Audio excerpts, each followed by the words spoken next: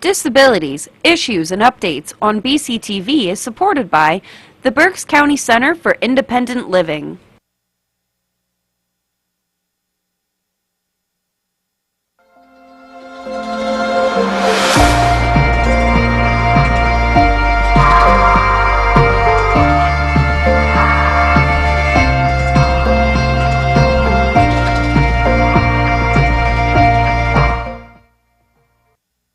Hello, and welcome to Disabilities, Issues, and Updates. I am Teresa Faulkner, your host from Abilities in Motion. I am the Consumer Community Outreach Coordinator at Abilities in Motion. You can reach us at 610-376-0010 anytime if you have questions or concerns. We are here to assist you. Please understand, if you have programming that you would like to see concerning disabilities, issues, and updates, you can reach me at 610-376-0010. Again, my extension is 108. Today, our topic is disability activities and vacation with a disability. And my guest is Lauren Ostrowski, who is going to tell you about herself and introduce herself. Go ahead, Lauren. Welcome to our show. Thank you. It's wonderful to be here. So yes, I'm Lauren, and I have spastic quadriplegic cerebral palsy. This requires that I use an electric wheelchair for mobility, and I need assistance with all activities of daily living: dressing, toileting, bathing, getting up and out of bed, and things of that nature. Even so, I've had a lot of fun activities over the years, and I'm looking forward to sharing them with you today. Because even with a disability, there are a lot of things to do for fun and enjoyment, which is very, very important. Thank you so much. And Lauren, what type of work do you do? I work as a therapist. I'm a licensed professional counselor, so I do outpatient therapy with children, teenagers, adults, couples, and families. So one of the things I thought that would be great, we are going to kind of like talk about doing activities / vacationing for persons with disabilities. One of the things I wanted to ask you, no matter what you do, does it take a lot of preparation? A lot of the activities we will talk about today do not take a lot of preparation.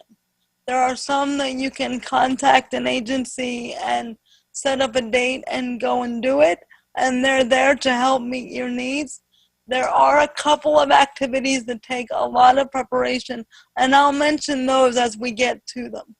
Okay, as we prepare to go on a trip. So we're going to go on a vacation with Lauren, and we're going to actually talk about and discuss in depth some of the things that will happen or what we need to do to prepare for a vacation.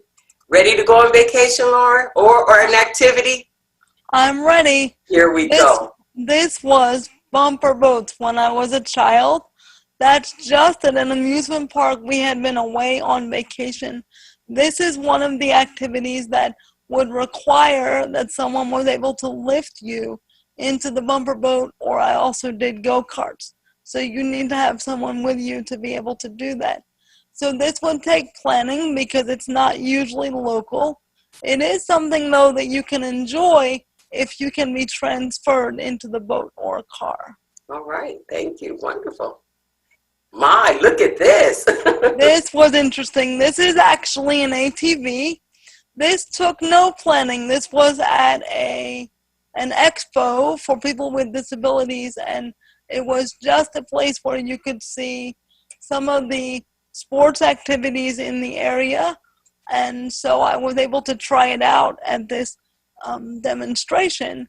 If you were to want to go and do that, you could contact me. I'll have Teresa be able to have my contact information for you, and we can see how to connect you with this organization. It has been several years but I do believe they are still in operation. Wonderful. I was listening to you, Lauren, and you mentioned an expo. What type of expo was it? This was an expo for sports for people with disabilities. I can't recall the name of it off the top of my head, but it was an expo for activities such as power soccer as well, which is something where people with disabilities can play soccer in their wheelchairs. Oh, And wonderful. so you place a metal guard around your feet and can control the ball with your chair. And I was actually at this event to do a soccer demonstration, but was able to enjoy some of the other things while I was there. And that was one of the things I wanted to say to our viewers. There are expos for persons with disabilities. So if you're looking for different types of researches, Google is a wonderful tool to use to find where different things are in your area. It is, and I can also give you a link, Teresa. I can email something to you later so that if one of the viewers reaches out to you, you can give them more specific information as well. Wonderful. Thank you. Oh, I know this, the ballpark. Indeed. So all of the ballparks have accessible seating, so the planning involved here really just involves being able to get a seat that is accessible. For the on-the-field meeting, which is what is depicted here, you do need to talk with someone about the player you'd like to meet and interact with, and they'll set it up if the player is willing to do that. Wonderful. So Wonderful. going to the game doesn't take a lot of planning other than perhaps transportation, but meeting on the field would take some planning as well. So I have to assume because you have on a Phillies t-shirt, you're a Phillies fan. That's correct, through and through, yes. Wonderful. Oh my. This was in the Florida Keys at the Dolphin Research Center. The planning for this would involve, first of all, getting to the Keys, which we can go back to travel in a moment, and then to be able to let them know that you need a lift to get into the water. The Dolphin Research Center in the Keys actually has a lift to put you in and out of the water so that people do not have to do the lifting for you. And they've actually found a lot of the dolphins are very receptive to people with disabilities. They seem to know that there is something different and they're even more interactive. So I think, Lauren, this would be the perfect time to actually talk about, you said that they have machines or things to lift persons with disabilities in and out of the water. To what capacity are you able to do things? I'm really not. So if I'm to be put in something other than my chair, I need to actually be lifted, or in this case at the Dolphin Research Center, there was a chair lift that I was lifted into, belted in, and then lowered into the water. Wonderful. Here we go. That's another picture with the dolphins. They were actually jumping up and down there. And the gentleman who's holding me actually worked for the Dolphin Research Center. They wanted me to be able to have the experience and also have my parents be able to have the experience themselves rather than worrying about my needs in the water as well. I understand. All right, here we go. This was at the Air and Space Museum in Washington, D.C. This is, for some of you, probably a relatively easy trip to make because it is something that is relatively close and you could drive there and drive home or have someone drive you. I will caution you, however, the hotel rooms in Washington, D.C. are not very accessible. Even if they say they are, a lot of them are very tight because there is not a lot of extra square footage in Washington, D.C. So even though the room itself was technically ADA compliant, it was difficult to use. So they're not very accessible. When you say accessible, if a person is looking to go to different places, say other than Washington, what would you suggest to persons to do before they go to these places? Even though they say they're accessible, What are some of the questions persons should ask with a disability? Well, I'm going to just talk from the position of someone in a wheelchair, Mm-hmm. because if we can get that across, someone with a less limiting physical disability would, of course, also be able to do the activity. Is that all right? That's fine. That's fine. Okay. So one thing is, I'll just start out by asking someone at the front desk of an event or a hotel, is your building wheelchair accessible? Most people say yes now, so then I'll follow up with, does that mean there are no steps? Mm-hmm. Because often a lot of people will assume, sure, it's accessible, there's only 4 steps and we can carry you up them. Well, Oh. that's not exactly true. I'm in a very heavy wheelchair, so there is no carrying me up steps. Mm-hmm. So that's definitely something I ask about. Also, when it comes to hotels, I'll also ask for floor plans to try to see, is it really accessible? A lot of rooms in hotels now are okay outside of a big city. Mm-hmm. Those are the ones that are still often difficult. Outside of that, a lot of them are better. Also, there's a difference between an accessible room where you'd be able to get to the bed and the bathroom compared to, the bed and the toilet, compared to a room with a roll-in shower. Those are very difficult to find. Okay. Okay. Because there is a section of the ADA, the Americans with Disability Act, that says that a transfer tub is accessible. Oh, okay. For some people it is, for other people like myself it's not. It's not. So to be able to narrow down what accessible means for you, and consider, if you were traveling, what would you need? And then make a list of those things and ask. Wonderful. Wherever you're going, do you have these 4 things that I need? Wonderful. And I just wanted to give a little clarity. I'm thinking of, when you say wheelchair, I'm thinking of a manual wheelchair, but you're actually in a power chair that is Right. much heavier, much larger, and you have to be able to maneuver in a hotel. Is that correct? Correct, yes. In Wonderful. a hotel, and in the bathroom is usually the bigger problem, whether I can get to the bathroom, get into the bathroom, and be able to negotiate so that I can be transferred onto the toilet. All right. Let's continue. All right. Oh, group shot. This was on the deck after some diving. We'll talk more about diving in a bit. It will be easier to do that all at one time. Okay. We can also talk about the manual chair at the time as well. All right. This was supposed to be at the end, and guess It's what? okay. It's We'll go with it. This is parasailing. This is something that was a lot of fun. For those of you who don't know what it means, the rope that you see there in the picture is actually tied to a boat. And I'm about 600 feet in the air there. And so in order for this to happen, you need to be able to be transferred onto a motorboat and then carried up onto a platform on the back and lifted into the air. Mhm. This is the only thing we're talking about today that I would say is not very accessible. Okay. If you're really going to do it, it needs to be, the person with you needs to be able to do all of what you need, all of your transfers, because the people who are there to operate the boat and the parachute really do only that. Wonderful. Looks like fun. It really was fun, yes. This is skiing. This is something that is accessible to almost anyone with any level of disability. I am in there in the center, even if you can't see me.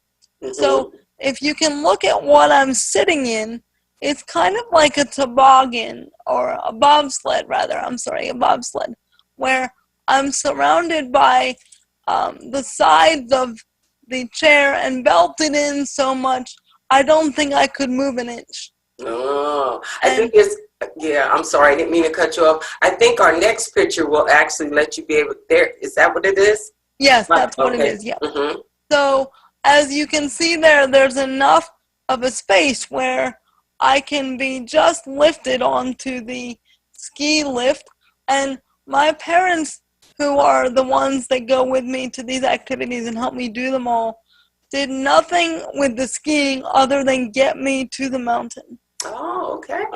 This was actually through Baltimore Area Recreational Sports. That's the agency that did this. And they are, I know they're online as well. This was at Round Top Mountain. So that is in Pennsylvania, and they have other mountains as well. Oh, wow. So you can see in that shot, the gentleman behind me is on a snowboard, and he is controlling my ski. It's called the sit ski. Okay. So that, because I don't have the ability to control the ski. So they'll do as little or as much as you need depending on what your abilities are. To control, okay. Oh my, someone said we're going into your favorite. Indeed we are. So before I tell you what you're looking at in that particular picture, my favorite thing to do is scuba diving. Now, those of you who are listening may wonder, how in the world does that work? So let's talk first about diving as a general idea. For those of you who may not know, the difference between snorkeling and diving is snorkeling is when you're on the surface breathing out of sort of a tube. So you can have your face in the water, but you're right on the surface of the water. Diving is underneath with you're breathing out of an air tank. So if you look here, you'll see I'm sitting on the back of the boat getting ready to be put in the water with a mask on my face. I'm sure we'll get a better picture of that elsewhere. Yes, we will, yes. And that is how I breathe in the water. Now remember the level of disability I told you I have. Just being realistic about it, in the water I can do nothing for myself. So I have specially trained dive buddies who not only have been diving for many years on their own, they're trained specifically at being able to meet my needs, such as being able to equalize my ears, which for those of you who have flown, it's the same idea. When your ears pop in an airplane, they do the same thing in diving, and control my depth in the water. They manage everything, including the transfers on and off the boat. Wonderful. So this is me being dropped into the water. There will be a link on the screen to a Flickr page where you can go and look at videos. These are just snapshots because it's what works for the show today. I really encourage you to go and look at the videos so that you can see this in motion and see what is actually happening. And that'll be listed on the page. Okay. So this is us. You can see the boat ladders there, so we're close to the surface at that point. And then, as you'll see, there's somebody behind me who is actually moving me in the water. And the person in the front, his entire job is to make sure that I'm okay. And there's a whole list of hand signals, and all I can do is shake my head so they're able to know what I want when, just with practice and communication. These people are highly trained. Lauren, I wanted to ask you the question. The first time that you did this, were you afraid? No, I was fortunate to have done it in a pool as a high school student during summer camp.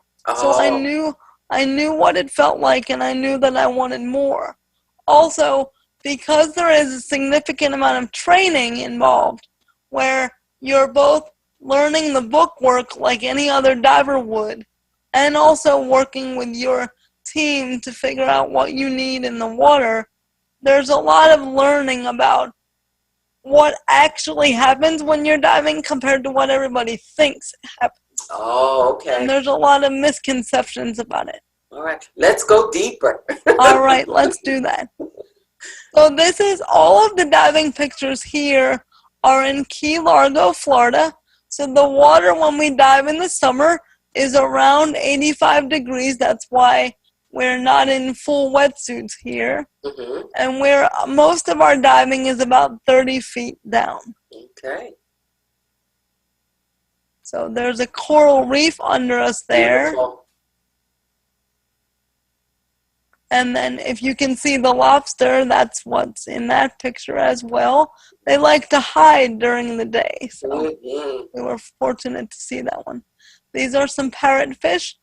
They actually, when they move, when they're swimming, they look like they're flying. It's pretty neat. And Beautiful. parrotfish, actually, they chew on algae that is on the coral, and then they end up digesting coral. So that's how they make sand. When they excrete it, they're actually creating sand. Beautiful. Absolutely beautiful. Mm-hmm. Indeed. I can see the mask a little better there, a side Yes. view, but yes. Right. Yes. And you can see also the straps around the mask. There are so many, the mask isn't going to go anywhere. Okay. Okay. My goodness. This is the Duane. It's a ship that is about 100 feet down on Key Largo. So you have to have some diving experience to do the deeper diving, and that's okay. You can always start. By the way, the beginning of the diving training is in a pool. So a lot of the beginning of the training is in 4 feet of water, so there's no emergencies there. So that's a good place to try stuff because you're a split second from the surface. Whereas as you become more experienced, you can do much deeper diving like this. Wonderful. Yeah. This is one of my favorites.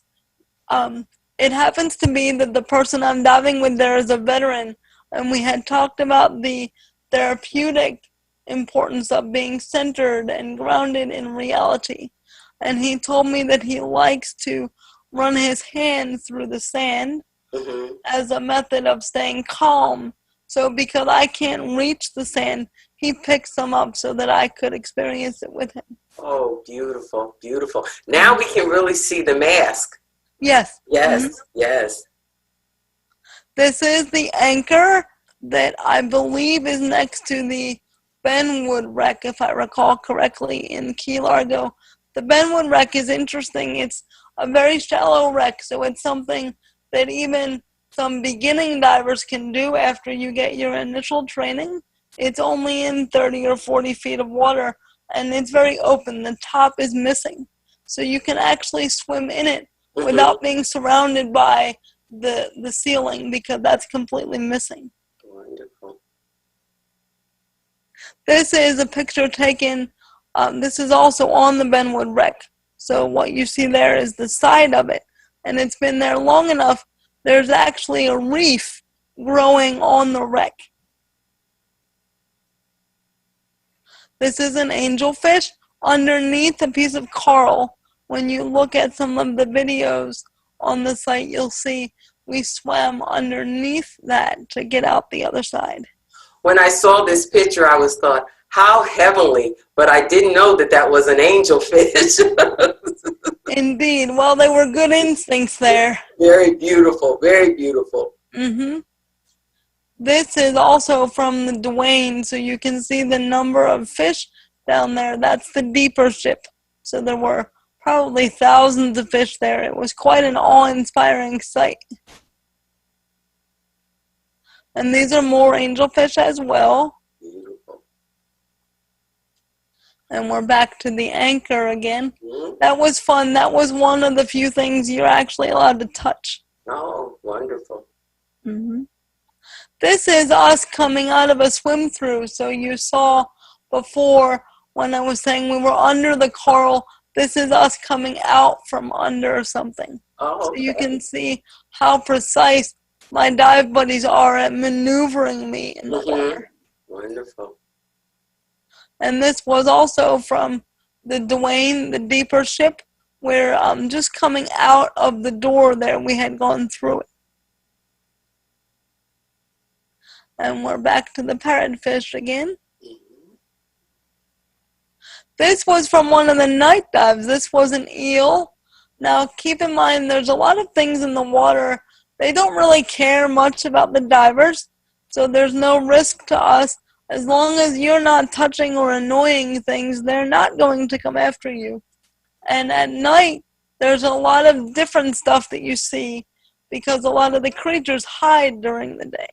So this was an eel, and there's even a video on there somewhere of this eel catching its next meal. You can actually see it catch the fish and drag it back down into its hole. And we want to let our viewers know you will be able to see the link where you can actually go in and see the actual videos. Right. This was another dive when we were also touching the sand. It's very rewarding to be connected with my divers this way. They're very wonderful people. Mm-hmm. Very skilled and very open to my needs and what I may need or anything that is required to do the diving safely. Mm-hmm. This was during a drift dive. There was too much current to just be kind of swimming around on our own. So the boat dropped us off, and then the person at the front of the group carries a flag that floats so the boat can follow us along. So we're 30 feet down or so, and the boat just follows us on the surface and picks us up at the other end. Wow. Mm-hmm. And that's the end. That's actually the videos that I thought would be wonderful for us to share. I did want to ask you a question, Lauren. When you have flown, did you ever have any situation where your power chair was either damaged or anything like that? Mm-hmm. Can you talk Yes. about that a little bit? Sure, you must be reading my mind. I was going to do just that. So, believe it or not, when we go to the Keys in the summer, we drive to the Keys. Mm-hmm. Because, first of all, I own some of my dive gear. It is customized. And by the way, for those of you who may want to wear a wetsuit, you may be thinking that 85 degrees is not warm enough. You can get a wetsuit with zippers in it so that it completely opens, so that you're able to get in it without needing to wrestle into a wetsuit that is designed to be tight. Mm-hmm. So just so you know that. We actually don't fly because of A, concerns about needing to carry so much gear with us, and B, because every single time I have flown, my chair has been broken. Oh my goodness. Wow. So we really do try not to do that. I've been fortunate that the brakes have been something like a bolt that we can replace, but the concern is always what will happen next. For those of you who may fly, I recommend putting a note on the chair that discusses that it is disengaged and to leave it upright.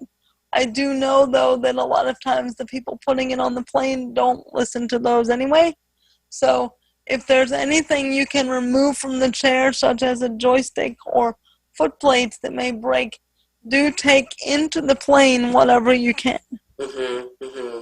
Wonderful. So I really thank you for that, because there are persons who have talked to me at some point about traveling, but one of the main concerns was that the fact that their power chair would be damaged, and when they got to their destination, they wouldn't be able to enjoy the trip or the activity because of the fact that something happened to their power chair. So thank you for sharing that. That is a major concern, yes.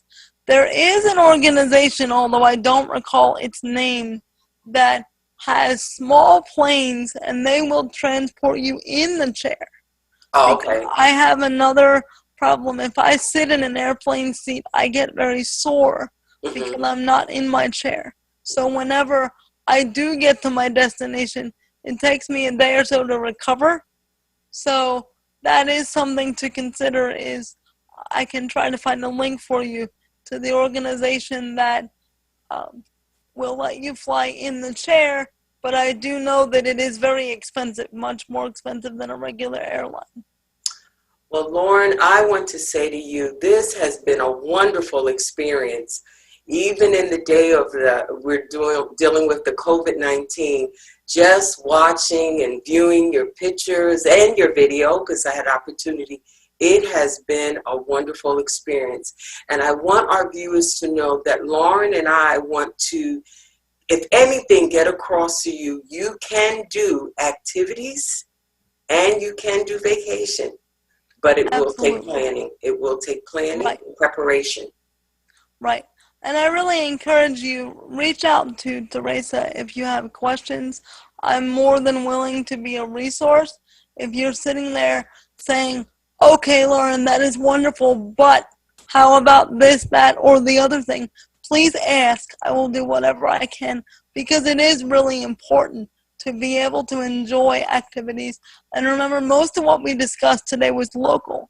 To offer one other local idea, I also was on a bowling league for many, many years, and people with disabilities can bowl now at almost any bowling alley. Call ahead to make sure they have what's called a ramp, but most of them do now, so that you can be sitting in a chair and simply roll the ball down a ramp, then it then goes down the lane from the energy that it got from the ramp.